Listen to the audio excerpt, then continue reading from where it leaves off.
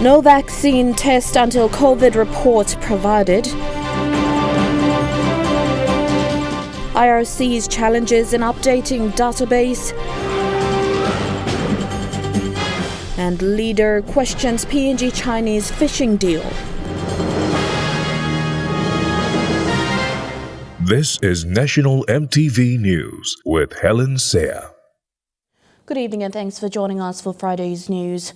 The opposition leader today called upon the government to halt the use of the COVID-19 vaccines until a comprehensive report has been tabled on the pandemic and its effects on the population. Nama states Prime Minister James Marape and his team has a duty, and until this report is made public or presented to Parliament, Papua New Guineans must not be exposed to any vaccine tests. And at Cora reports. Mr. Nama is now calling on the Prime Minister and New Guinea Biomed to come forward with a cure and start the vaccination rollout, starting with the Prime Minister himself. I am now calling on the Prime Minister and his team of doctors and the Biomed company to come forward with a miracle cure and start the vaccination rollout program in our country, starting with the Prime Minister and his cabinet ministers and his team of doctors, plus the company directors and shareholders of New Guinea Biomed Company.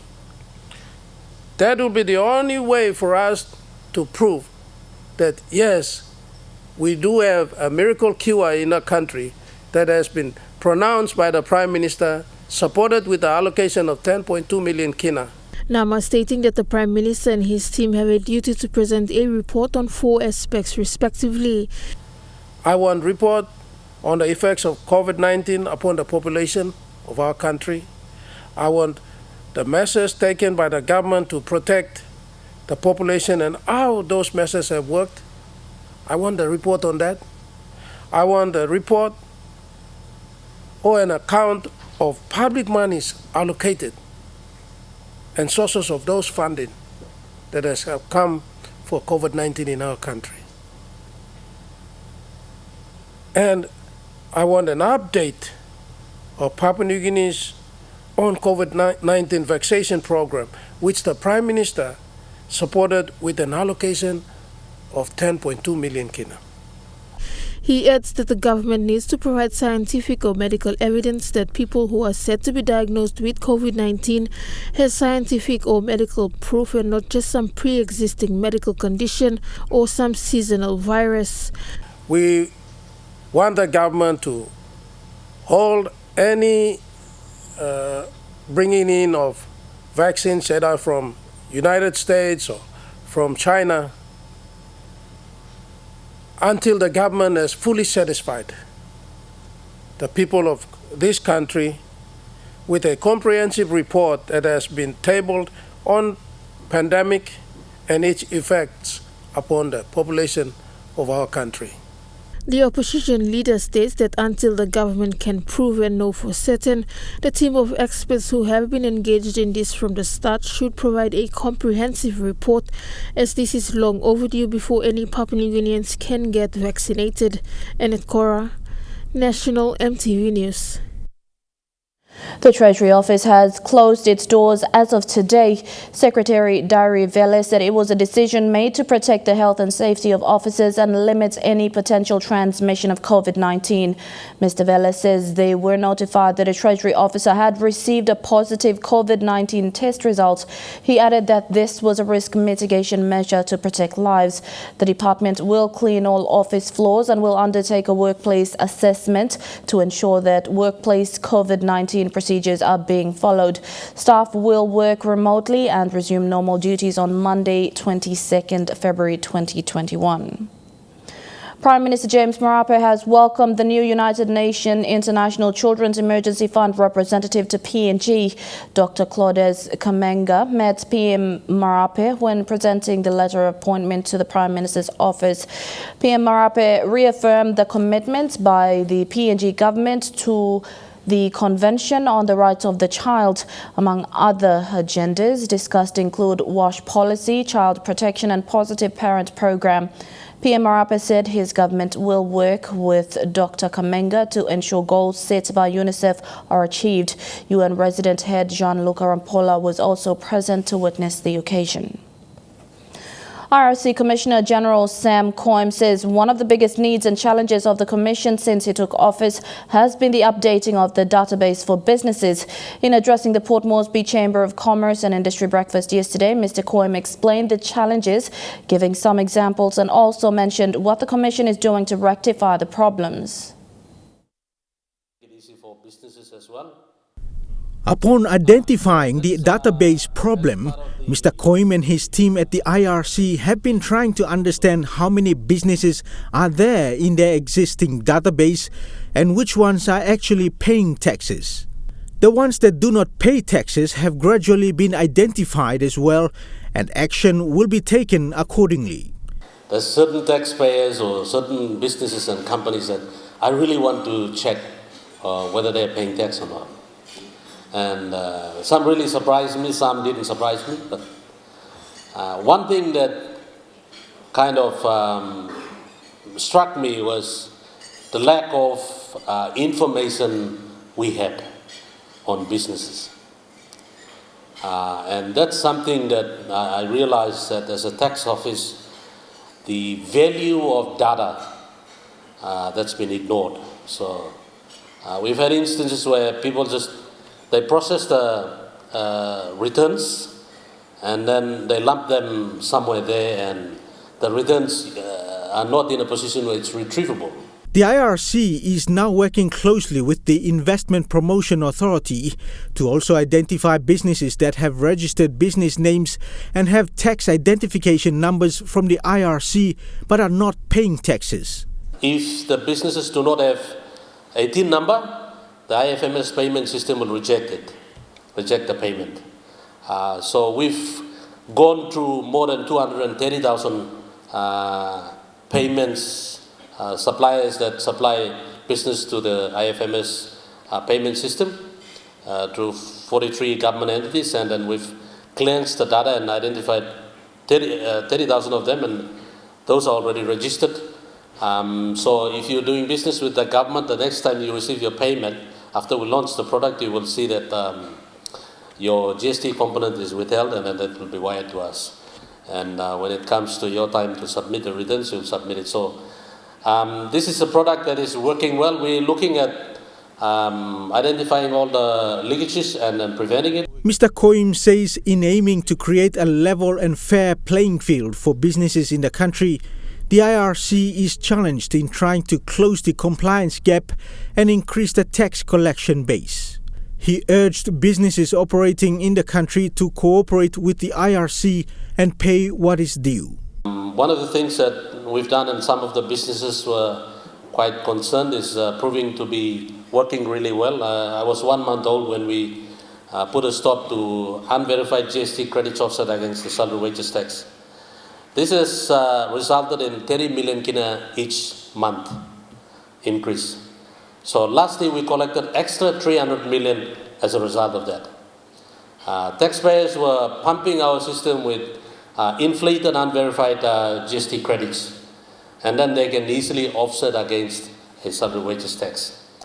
And our officers today understanding was, if I'm asked to pay a refund, then I have to audit or verify properly. But if I'm asked to just simply offset it, I don't need to verify anything. So just pressing the button doesn't lose value. Dennis Orere, National EMTV News. You're watching National EMTV News. More of the day's stories after the break. Stay with us.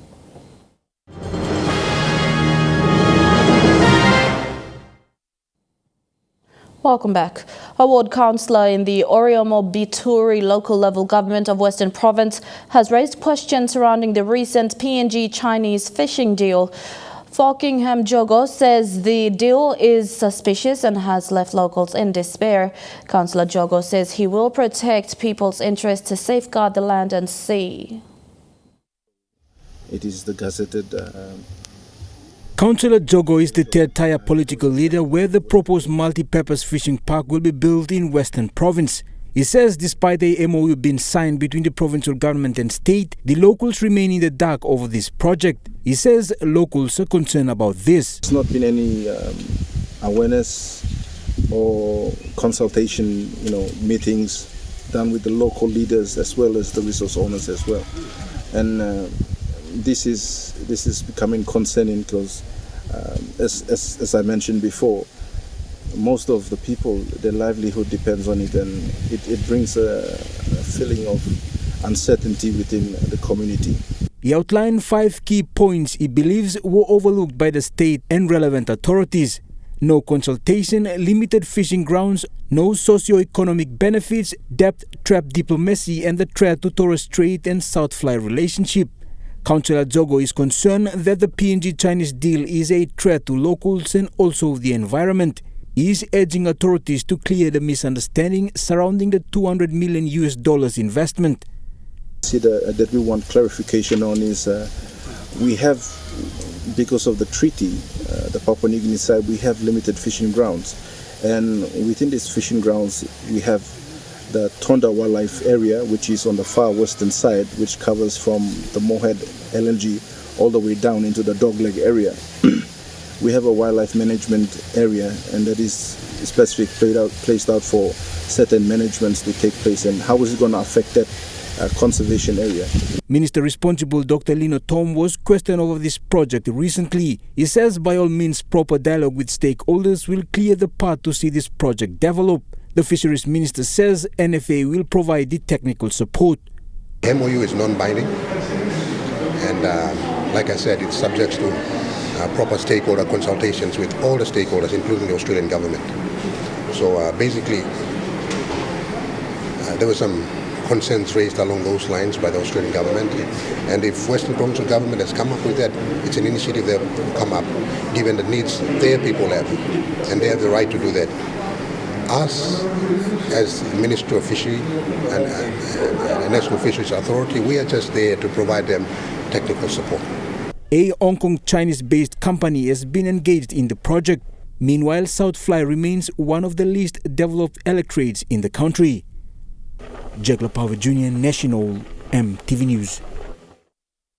The National Cultural Commission under the Ministry of Tourism, Arts and Culture is set for 2021. NCC officially launched their events calendar, which will see over 50 different cultural festivals taking place throughout the year. And even the Tourism Minister, E.C. Henry Leonard, is committed to backing the Commission with adequate funding. The National Cultural Commission is ready for 2021. In spite of COVID-19 restrictions, NCC has scheduled over 50 different festivals to take place over the course of this year. Preserve and safeguard our cultural heritage. That's our role, the National Cultural Commission. There are many ways, but important and the biggest way to preserve our culture is through live performance. With the launch of their events calendar last night, NCC Executive Director Stephen Kilanda stressed the importance of preserving, promoting, and safeguarding our country's diverse tangible and intangible cultural heritage, and the need to conserve and pass on information from one generation to the other. The tourists coming to this country are through culture. When our partner and our agent, assistant agency, TBA markets those products within and about the 90% of the tourists coming into this country are through cultural activities, like cultural shows, cultural festivals. So we still believe that culture is the biggest standalone tourism product in this country. In an effort to achieve that importance, the National Cultural Commission has traveled to rural communities to help set up cultural festivals and encouraging villagers to take ownership of their cultures by organizing cultural events or festivals in their rural settings. With over 50 cultural festivals now placed and recognized nationally on the National Cultural Commission's events calendar, individuals now have the power to showcase and yet preserve their culture. Tourism, Arts and Culture Minister officiated the launching and gave his full backing to support the work of the Commission.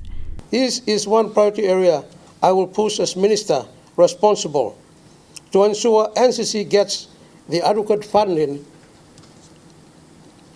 it seeks to carry out its work. When I took office in January, I made a point.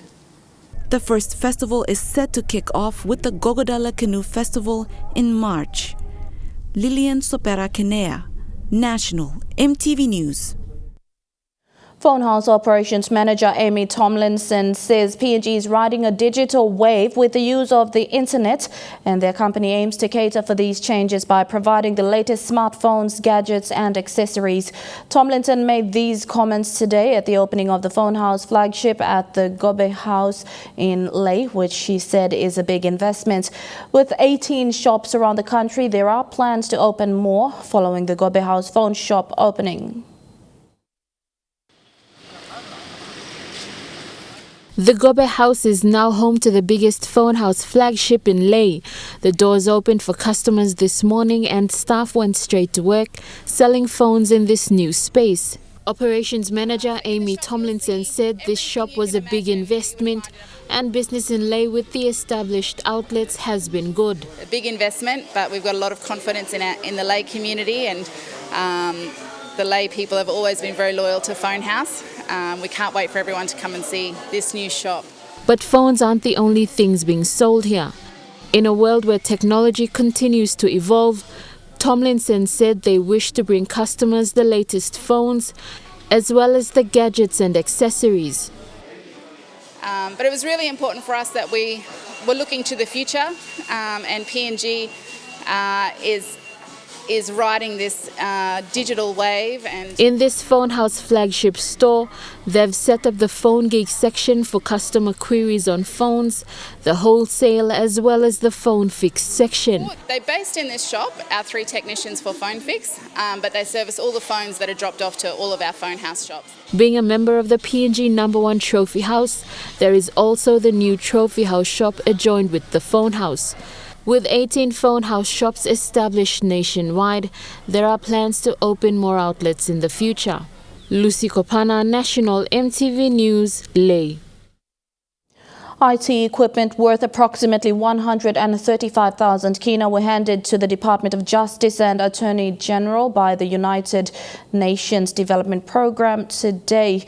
The much-needed equipment will be provided to provincial liaison officers in 20 provinces and the autonomous region of Bougainville to support coordination between 15 law and justice agencies. The 27 laptops and 23 JAPRA speakers will be of great use by the department agencies.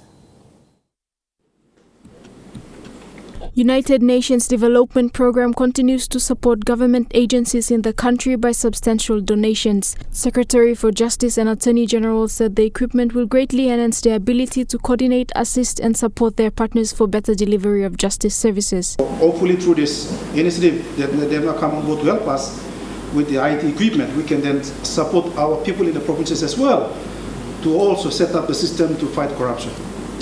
And hopefully when we reach the village courts level, they can already, at the ground level, with the highest years of our people, and they can be able to report, they can be able to tell us what's going on right in the village level.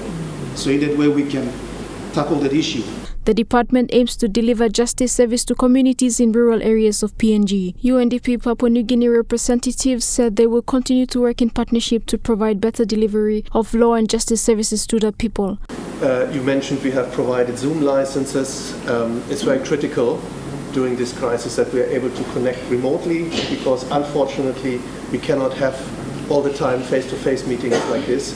Plus you also work with so many different provinces and so many different departments, so it makes it easier to connect remotely. It's faster, it's more cost effective, and of course you need the right IT equipment for it, and that's also one of the reasons, why we are happy to provide this IT equipment, because that will in essence enable you to make to make that change and to be more connected.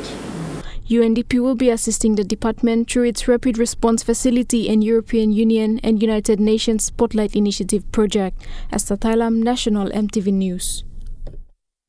And now looking at the NASFund's market report, the Kina opened unchanged at $0.2850 in the interbank market.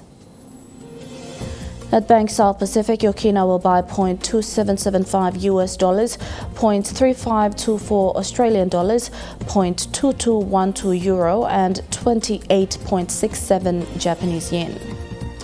Looking at commodity prices at New York close, gold is trading lower, coffee and cocoa closed higher, and copper closed lower. Crude oil is trading lower, palm oil and copper closed lower. And on the stock market, the Dow Jones closed lower, the ASX 200 is trading lower, and the All Ordinaries is trading lower. National EMTV News continues with stories making headlines overseas after the break. Stay with us.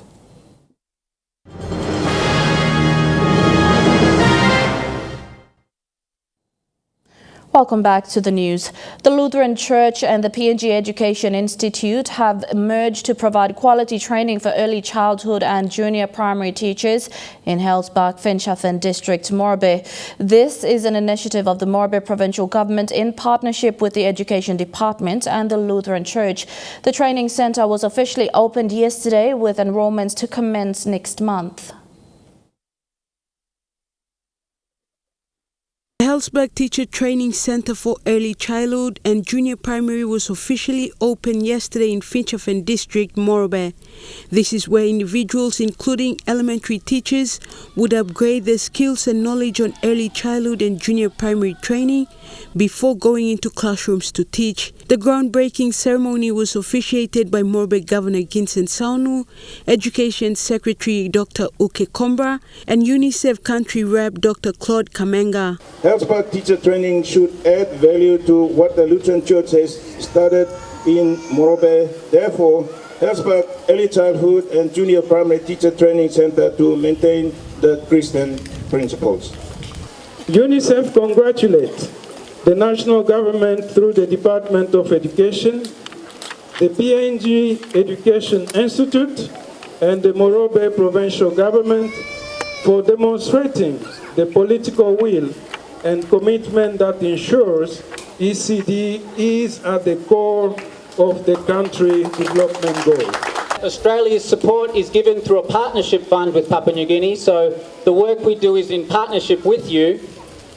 And in Morobe Province, we are very happy to have a number of projects that are already helping to improve literacy and numeracy, helping with teachers, and helping with planning and getting books. The early childhood learning is part of Morobe Government's 366 school restructure that was recently adopted by the Education Department to be rolled out in the country. The structure would do away with the elementary school and focus on early childhood development that would allow teachers to graduate with diplomas. According to the Education Secretary Dr. Uke Kombra, Hellsbach Training Center would also train the elementary teachers to become primary school teachers. We must make sure that they must have the minimum grade 10 or not grade 10, grade 12 education. Only must get GPA of 2.4, nothing less. Hellsbach Teachers Training Center is funded by the Morobe Provincial Government at a cost of 4 million kina. According to Governor Saunu, Hellsbach Teacher Training Center would be the provincial government's priority concerning funding and infrastructure. Julie Badui, Owa, National EMTV News.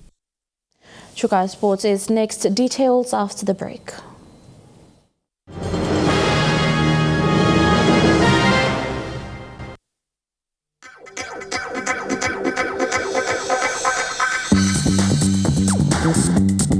Chukai Sports.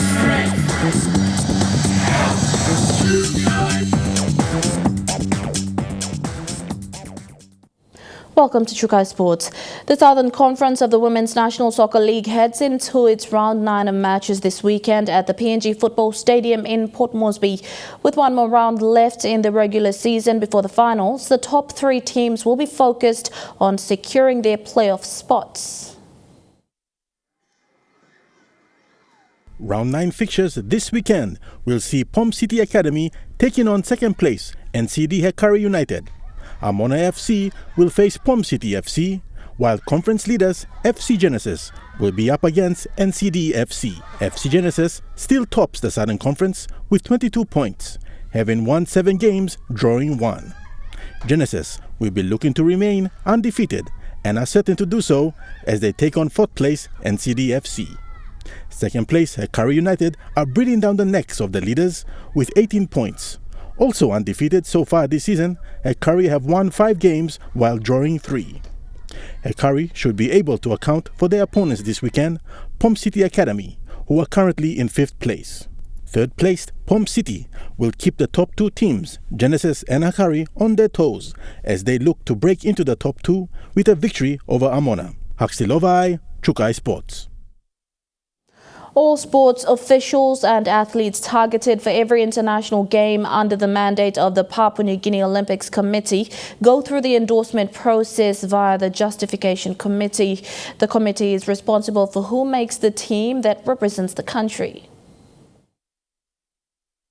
3 years out from the games, national federations come to the Justification Committee and they present why their sport has to be on the team. And then 2 years out from the games, national federations come back again and present to the Justification Committee which officials they've identified and why these officials. Then 1 year out from the games, they come back with the officials and they justify their athletes. So the Justification Committee can endorse or will not endorse the sport official or the athlete. Obviously, there is expectation of public, government, sponsors, people that put funding into Team PNG. And from this organization too, we do quite a lot of work preparing the team. So we want to ensure that we take the best team to the games. And this Justification Committee process is put in place to ensure the integrity of selections of our athletes based on selection criteria, selection policy. And that story wraps up Chukai Sports. There were the details after the break. Chukai Sports.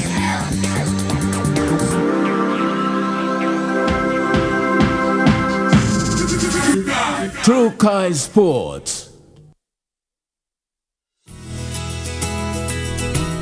This weather update is proudly brought to you by MoniPlus, with you always.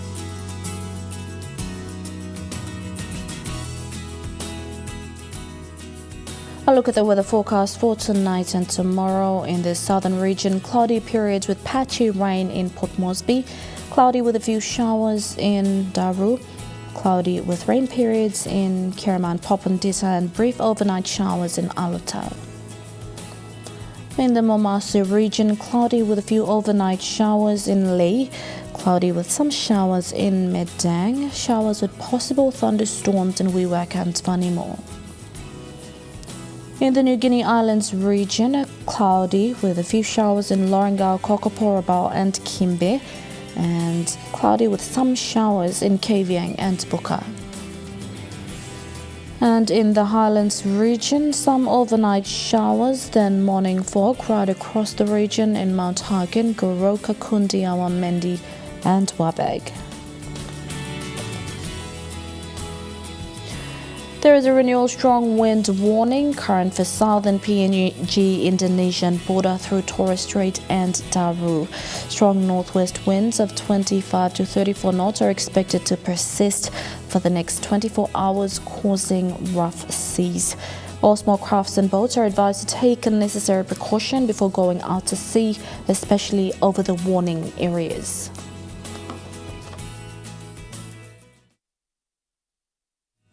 The weather update was proudly brought to you by MoniPlus, with you always.